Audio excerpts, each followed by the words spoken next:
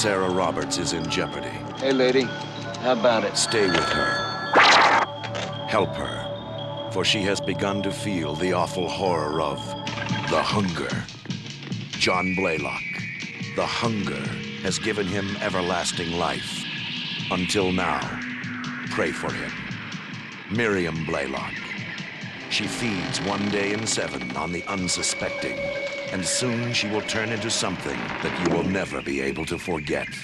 No matter how hard and how long you try, fear her. What have you done to me? Forever and ever.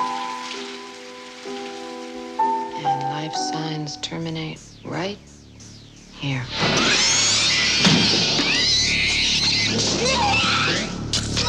What am I going to do?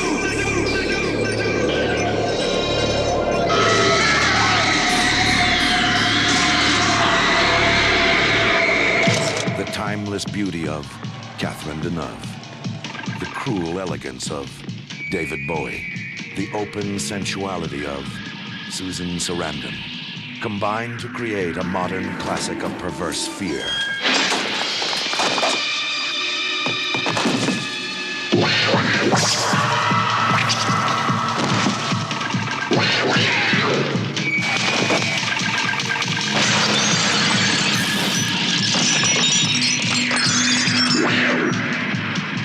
Haunting, mysterious, sensual, strange, perverse, riveting. The hunger.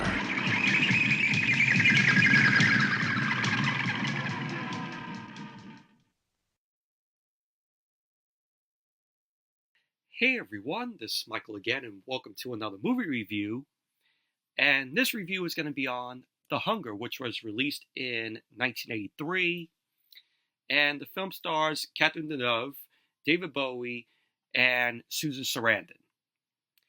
Now, the film is based off a loose adaptation of the novel by Whitley Strieber.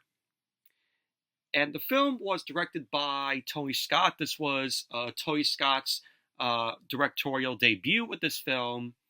You know, Tony Scott, may he rest in peace. But, after this film, he gave us, classics, Top Gun, Beverly Hills Cop 2, and then he did Days of Thunder, which I really enjoy with Tom Cruise. The Last Boy Scout. He also directed True Romance, Enemy of the State with Will Smith, Man on Fire, Unstoppable. So Tony Scott, he was a very good director. And this film is a horror film, is a erotic horror film. It's a vampire film, but it's a very different vampire film where, it's not like your typical vampire film where you have your lead vampire character and they prey on their victims and, they suck their fangs into their victims, and sucking their blood. It's nothing like that in this film. But pretty much basically what the film is about is it's about John Blaylock, who is played by David Bowie, and he loves this vampire named Miriam, played by Catherine Deneuve. David Bowie's character thinks he's been led to believe that he'll live forever because Catherine Deneuve's character, like I said, is a vampire. And in the beginning of the film, we see flashbacks of her drinking blood from her victims in Egypt, and she promises eternal life to the humans that she'd chosen as, her vampire lovers. So that's when she meets David Bowie's character, who is a cellist, and they met in France in the 18th century, and they start to really like each other. They're in New York, which is where the film takes place, and they connected with this couple, and they bring them home, and they feed upon this couple by slashing their throats. And how they slash their throats is that they use this pendant used in ancient Egypt.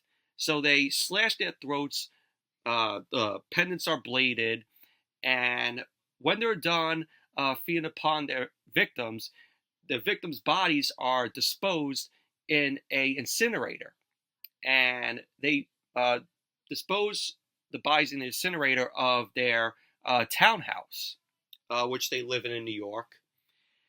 And so, 200 years later, David Bowie's character ends up suffering from insomnia, and he starts rapidly getting old and decrepit.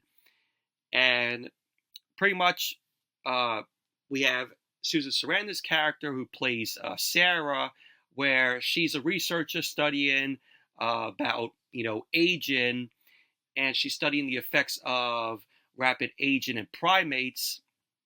And pretty much Susan Sarandon's character ends up assuming that David Bowie is delusional, and she ignores David Bowie's plea for help.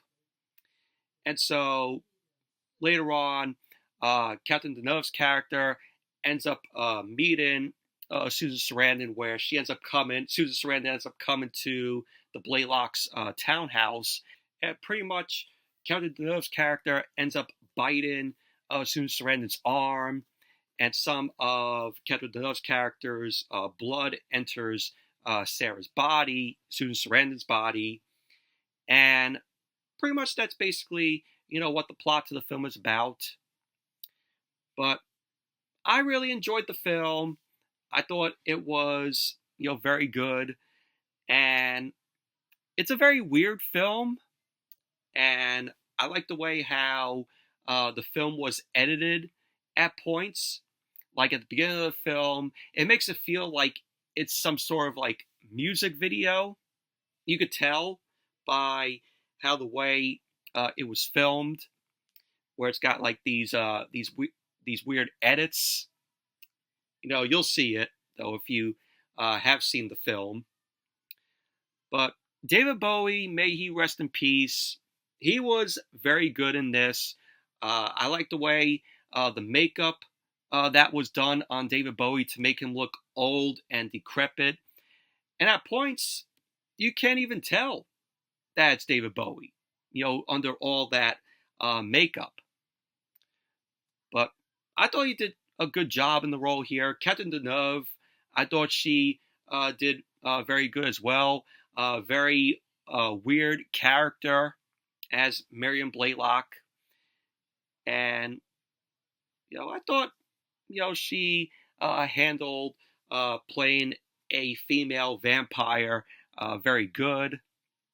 Susan Sarandon, she's, also very good in the film. Susan Sarandon is good in any film that she's done.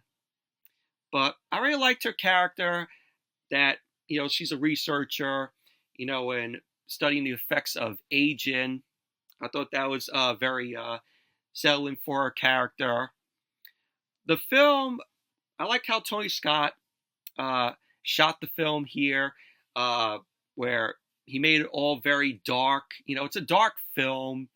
It screams 80s by the look of the film and the white lighting from the outside, which is typically used in some 80s films to give it, that dark, gritty look.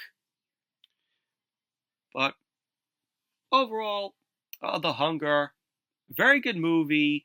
Really enjoyed it.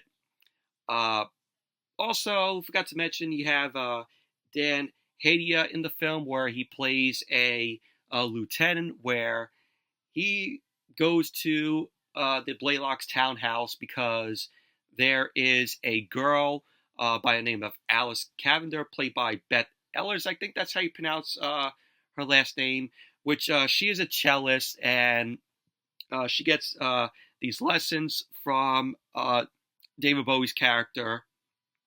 And pretty much David Bowie's character ends up killing Alice, and that led to Dan Hedaya's character coming to the house, getting questions from Catherine Deneuve's character, saying, that this girl didn't come home, she went missing, she didn't go to school. So he's not in the film all that much, but just 2 scenes. And it's a film where he's not playing a villain. You know, we know Dan Hedayas, when he's in films, you know, he plays villains, which this is not a film where, you know, like I say, he doesn't play a villain. But you do have cameo appearances from Willem Dafoe and John Pankow, where they play like these 2 guys that are harassing Susan Sarandon when she's in the phone booth. So I was like, wait, that's Willem Dafoe. Because he had the same look from what he looked like in Streets of Fire. So it was good to see Willem Dafoe in a little appearance in this film. John Pankow, we know him, you know, from Men About You, you know, the TV show. But the film has a cult following among the goth subculture. Apparently, you know, people, you know, who are goth, they love this film. And when the film came out in 1983, it grossed $6 million here in the U.S. and $12 million worldwide. Doesn't say what the budget is for the film, but when the film came out, Tony Scott ended up saying, you know, Hollywood just hated the movie. They called it erotic, artsy fartsy. The film has been listed as a cult film. The film has been cited by publisher Fred Berger as an influence on the creation and direction of his gothic subculture design Propaganda, and by showrunner Brian Fuller on his TV series Hannibal, which I really enjoyed that show. I did not know that the show was influenced by this film. Apparently, there was going to be a remake of the film where they have been announcing it back in September of 2009. Screenplay written by Whitley Strieber. Warner Bros., after years of silence, shared news about the remake in 2021 with a new screenplay by Jessica Scharzer, and it being produced by Greg Berlanti, Sarah Schechter, and Mike McGrath. And apparently no news has been current about this remake, so I guess it has been canceled because no news has come of it. But The Hunger, definitely check out the film. I really enjoyed it. I thought it was a very good movie. From the tone and the look of the film. You know, if you like vampire films, this is one to check out. That's a very different vampire film. So, but definitely check it out. But anyway, that's it for my review of The Hunger. Thank you all for watching. Hope you all enjoyed this review. Definitely give the video a thumbs up, subscribe, and until next video, I'll see you all later.